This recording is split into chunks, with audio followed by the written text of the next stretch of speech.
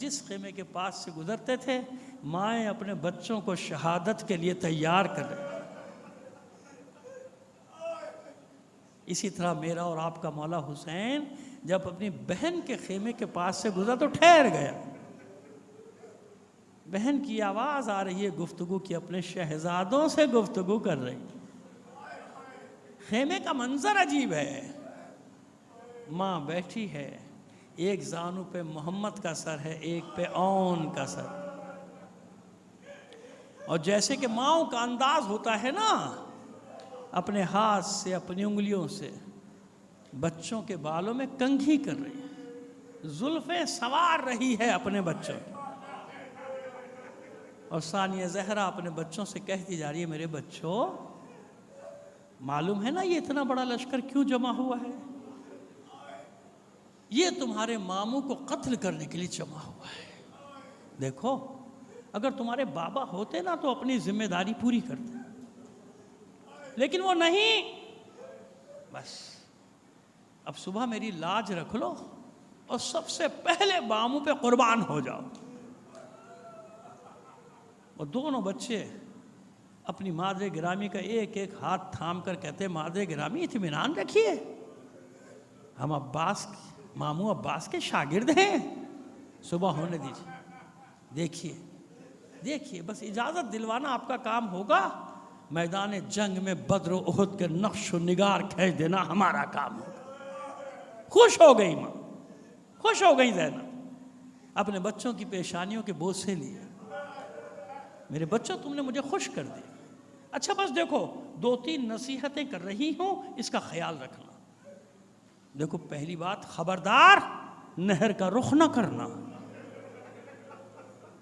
میرے بھائی کے بچے پیاسے ہیں، علی اصغر پیاسا ہے، سکینہ پیاسی، نہر کی طرف نہ جاؤ. اگر پانی کی طرف گئے دودھ نہیں بخشو. مادر گرامی اطمینان رکھیے، ہم پانی کی طرف آنکھ اٹھا کر بھی نہیں دیکھیں. اور دیکھو بیٹو میرے بچوں، ساتھ رہنا، دونوں مل کے رہنا. مل کے رہو گے طاقت بڑھی رہے گی، جدا مت ہو جانا. اور تیسری نصیحت کہتی ہے، میرے بچوں کوشش کرنا پسر سعد کے خیمے تک پہنچ جاؤ، اسے قتل کر دو. یہ قتل ہوگا، سردار ہے، جنگ ختم ہو جائے گی، میرے بھائی کی جان بچ جائے گی. حسین اشک بھری آنکھوں کے ساتھ آگے بڑھ گئے. یہ ساری گفتگو سے کیسا وقت آ گیا، کیسا وقت آ گیا. گود کے پالے قتل ہونے کی تیاری کر رہے ہیں. صبح ہوئی، ایک کے بعد ایک کی شہادت کی خبر آتی ہے، ایک کے بعد ایک کی آتی ہے. اور زینب انتظار کر رہی ہے کہ کب اون و محمد کے لاشیں آئیں گے. اور کیا آپ کیسی مائیں ہیں کربلا کی، کب آئیں گے ان کے لاش؟ آخر ظہر کا ہنگام بھی گزر گیا. ایک بار خیمے کے سامنے سے دونوں بچے گزرے، فضا کو بھیجا، فضا ذرا اون و محمد کو تو بلا کر لا. دونوں بچے پہنچے، دیکھا ماں کے چہرے پہ غصے کے آثار، غیظ کے، نگاہیں زمین میں گاڑ دی. اس سے پہلے کہ ثانیہ زہرا کچھ کہیں، دست بست ہاتھ جوڑ. مادر گرامی ہم پہ غصہ مت ہو جائے گا، غصہ مت. پوچھا زینب نے، اب تک زندہ ہو؟ میں نے کہا تھا کہ سب سے پہلے جانا. کیا جب میرے بھائی پہ تلوار چل جائے گی پھر جاؤ گے میدان؟ کہ مادر گرامی غصہ نہ کریں، ہم صبح سے کتنی بار جا چکے ہیں ماموں جان کی خدمت میں، لیکن ماموں ہمیں اجازت نہیں دیتے. غصہ کم ہو گیا ثانیہ ذرا. اچھا تمہیں اجازت ملے گی، فضا ذرا ماجائے کو میرا سلام تو کہہ دے. حسین خیمے میں آئے، منظر دیکھا. اس سے پہلے کہ ثانیہ زہرا کچھ فرمائیں، حسین فرماتے ہیں، زینب اون و محمد کے میدان میں جانے کی اجازت نہیں مانگنا. کبھی ایسا ہوا ہے کہ کوئی بھائی اپنے ہاتھوں سے اپنی بہن کا گھر اجاڑ دے، اپنی بہن کی گود اجاڑ دے؟ کہا بھیا ایسے نہ کہو، ایسے نہ کہو، میری مجبوری بھی تو دیکھو. اگر قیامت کے دن میری ماں زہرا نے مجھ سے سوال کر لیا، زینب اپنے اون و محمد کو بچا لیا، میرا حسین قتل کر دیا گیا. بھائی نہ روکو، بھائی نہ روکو، یہ تو معمولی سا صدقہ ہے تم پر، زینب کو یہ صدقہ دینے دو. اس طرح اجازت لی ہے۔ حسین نے دونوں شہزادوں کو خود سوار کرایا، ایک کو حسین نے ایک کو عباس۔ جب دونوں شہزادے میدان کی طرف چلے تو عباس نے حسرت بھری نگاہوں سے دیکھا اور کہا میرے شہزادوں دھیان سے،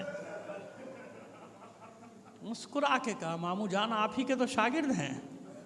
میدان میں آئے، للکارا، رجس بڑی، سنو، جو جانتا ہے وہ جانتا ہے، جو نہیں جانتا وہ سنو، ہم جعفر طیار کے پوتے اور حیدر کرار کے نواسے، جس نے انہیں جنگ کرتے نہیں دیکھا آؤ ہمارے سامنے۔ ایسی رجس پڑی کہ اچھے اچھوں کے پتے پانی ہو گئے۔ جو آتا تھا کسی کو بڑا بھائی جہنم رسید کرتا تھا، کسی کو چھوٹا بھائی، چلا کر پسر سعد نے کہا یہ لشکر ختم کر دیں گے ایسے پورا، ایک ساتھ حملہ کرو۔ زینب کے شہزادوں پہ پورا لشکر ٹوٹ پڑا، لیکن شہزادوں نے بھی ایسا حملہ کیا کہ لڑتے ہوئے پسر سعد کے خیمے تک پہنچ گئے۔ وہ ملعون خیمے کی پشت سے نکل کر بھاگا، چلاتا جاتا ہے 2 بچے تمہارے قابو میں نہیں آتے۔ بھاگتا ہوا لشکر کہتا ہے 2 بچے نہیں، 2 نوجوان نہیں، ذرا ان کے لڑنے کا انداز تو دیکھ، یہ حیدر کرار کے نواسے ہیں، جعفر طیار کے پوتے ہیں۔ بھاگتے بھاگتے کہتا ہے اچھا ایسا کرو، قریب جا کے نہیں لڑ سکتے تو دور سے ان پر تیروں کی بارش کرو۔ اب دونوں شہزادوں کے سامنے کوئی نہیں، تیر اندازوں نے چاروں طرف سے گھیرا، دور سے تیر باران۔ اب جو تیروں کی برسات ہوئی، بچوں کے سامنے تو کوئی نہیں، کہاں تک اپنے آپ کو تیروں سے بچاتے۔ کچھ ہی دیر میں جب تیروں سے چھلنی ہوئے تو اب پسر سعد نے حکم دیا کہ جاؤ ان کو ایک دوسرے سے جدا کرو۔ لشکر پہ لشکر، دستے پہ دستے، رسالوں پہ رسالے حملہ آور ہوئے۔ بہت کوشش کی بھائیوں نے ساتھ رہنے کی، ساتھ نہ رہ سکے۔ اون محمد کو، محمد اون کو آواز دیتا رہ گیا۔ دونوں بھائی ایک دوسرے سے جدا ہوئے۔ پہلے چھوٹا بھائی گرا زخموں سے چور ہو کر، آواز دی بھیا میری خبر لے، لیکن وہ کیسے جواب دے، وہ تو خود زخموں سے چور ہے۔ جب بڑا بھائی گرنے لگا، آواز دی حسین کو یا خالہ ادرکنی، اے مامو جان ہماری مدد کو آئیے۔ پس یہ آواز سن کر حسین دوڑے، عباس، علی اکبر، فضہ نے خیموں میں خبر دی بیویوں آؤ جمع ہو جاؤ، ثانیہ زہرا کے خیمے میں زینب کے لاڈلے آ رہے ہیں۔ زینب نے خبر سنی، سجدہ شکر میں گئی، معبود اس کنیز کی یہ قربانی قبول کر لے۔ پس صدا دی گئی، خیمے پہ صدا ہوئی، انتظام کیا گیا۔ ایک کو حسین، دوسرے کو عباس آغوش میں لیے داخل ہوئے، فرش پہ لٹا دیا گیا۔ زینب نے دیکھا ابھی بچوں میں کچھ جان باقی ہے، فضہ سے کہا فضہ ایسا انتظام کر، ایسا انتظام کر کہ میں اپنے بچوں سے کچھ بات کر لوں۔ انتظام ہوا، منظر وہی شب عاشور کا، زینب درمیان میں بیٹھی ہے، ایک ہاتھ محمد کے سینے پر، ایک اون کے سینے پر، بڑے اطمینان سے کہتی ہے میرے شہزادوں کس حال میں ہو، میرے بچوں کس حال میں ہو۔ بڑے بھائی نے آنکھیں کھولی، آنکھیں کھول کر کہتا ہے مادر گرامی اللہ گواہ ہے ہم نے پانی کا رخ بھی نہیں کیا، ہم نے نگاہ اٹھا کر بھی پانی کی طرف نہیں دیکھا تھا، آپ نے دودھ تو بخش دیا تھا نا۔ چھوٹا بھائی کہتا ہے مادر گرامی ہم پسر سعد کے خیمے تک پہنچ گئے تھے، مگر وہ ملعون پشت خیمہ سے نکل کے بھاگ گیا، آپ راضی تو ہو گئی، آپ نے دودھ تو بخش دیا۔ ارے زینب عصر عاشور کے بعد کبھی حسین بنی، کبھی عباس بنی، کبھی حیدر کرار بنی، سب کچھ ہے زینب، لیکن زینب ماں بھی تو ہے، اونو محمد کی ماں بھی تو ہے۔ اپنے بچوں کی یہ جو معصومانہ گفتگو سنی، زینب کے ضبط کے بندھن ٹوٹ گئے۔